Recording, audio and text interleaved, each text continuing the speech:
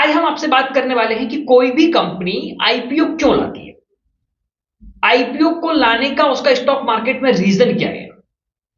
किसी भी कंपनी को आईपीओ में लाने आईपीओ अगर वो लाती है तो उसके सिर्फ दो ही रीजन होते हैं। दो रीजन के बाद कोई भी रीजन नहीं होता है। अगर आप मेरे इस चैनल पे न्यू हैं तो बने रहिएगा इस चैनल पे, और अगर आपने अपने चैनल को सब्सक्राइब नहीं करा तो सब्सक्राइब कर लीजिएगा और बेल आइकन को प्रेस कर लीजिएगा। बने रहिएगा इस वीडियो के एंड तक। आज हम आपसे बात करेंगे कि कोई भी कंपनी आईपीओ लाती है तो उसको आईपीओ लाने की जरूरत क्या थी। देखिएगा, कोई भी कंपनी अगर एक आईपीओ लेके आ रही है तो उस आईपीओ को लाने के लिए सिर्फ उसके पास दो ही रीजन होते हैं। एक रीजन होता है कि या तो वो अपने डेप्थ को, या वो उस कंपनी के ऊपर क्या है, कर्ज ज्यादा है, तो उस डेप्थ को क्लियर करने के लिए ही वो आईपीओ लेकर आती है। दूसरा रीजन ये होता है कि वो अपने प्रॉफिट्स या अपने जो उसका जो कंपनी का बिजनेस है उस कंपनी के बिजनेस को एक्सपांड करना चाहती है। टेक एन एग्जांपल, एक कंपनी मान लेते हैं कि एक्सवाईजेड कोई कंपनी है और एक्सवाईजेड कंपनी का टर्नओवर है 500 करोड़ रुपीस का, राइट। 500 करोड़ रुपीस का टर्नओवर है एक्सवाईजेड कंपनी का।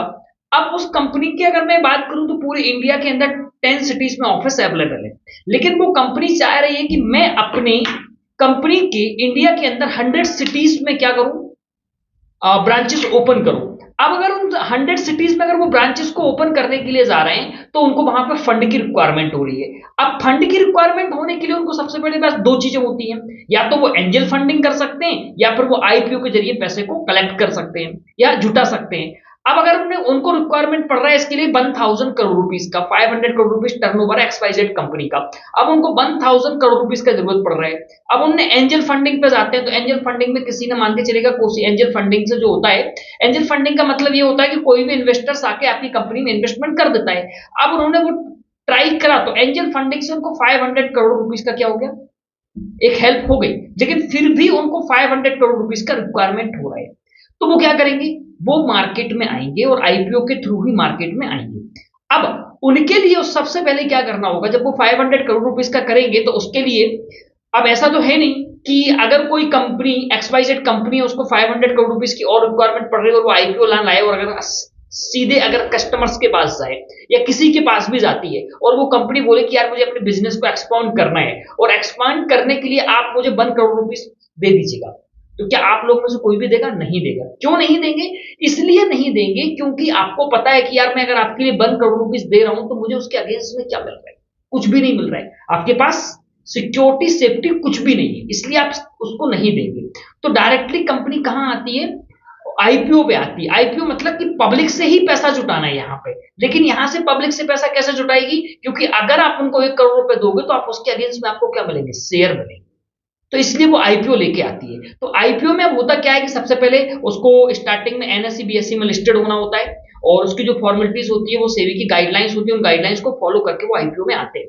अब उन्होंने 500 करोड़ रुपीस का क्या करा, 500 करोड़ रुपीस के रिटर्न्स के लिए उन्होंने आईपीओ को अप्लाई करते हैं और जो सारी कंडीशंस को फुलफिल करके वो अप्लाई करते हैं और अप्लाई करने के बाद फिर वहां से वो अपने पैसे को क्या करते हैं। तो आप लोगों ने सुना होगा कि आईपीओ कभी कभार जो भी आईपीओ आता है, बहुत सारे आईपीओ आते हैं, 200 टाइम ओवर सब्सक्राइब हो गया है, 500 टाइम ओवर सब्सक्राइब हो गया है, तो ये हो गया है। अगर उस आईपीओ की, उस कंपनी की वैल्यूएशन अच्छी होती है, अगर उस कंपनी की वैल्यूएशन अच्छी है, उस कंपनी को प्रॉफिट्स अच्छा हो रहा है, क्वार्टरली प्रॉफिट अच्छा हो रहा है, कंपनी की प्लानिंग अच्छी है, तो वो आईपीओ है ना जो ओवर सब्सक्राइब हो जाता है। अगर उस कंपनी की प्लानिंग सही नहीं है, उसकी बैलेंस शीट सही नहीं है, फंडामेंटल उसका ठीक ठाक नहीं है, कंपनी को लॉस में जा रही है, तो वो आईपीओ पर आगे नहीं चलते।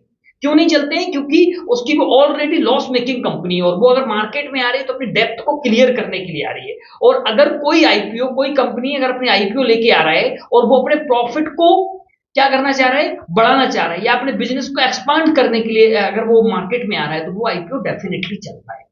तो इस रीजन से कोई भी कंपनी जब मार्केट में लिस्टेड होती है तो इन्हीं सिर्फ दो रीजन होते हैं, दो रीजन के कारण ही वो मार्केट में लिस्टेड होती है।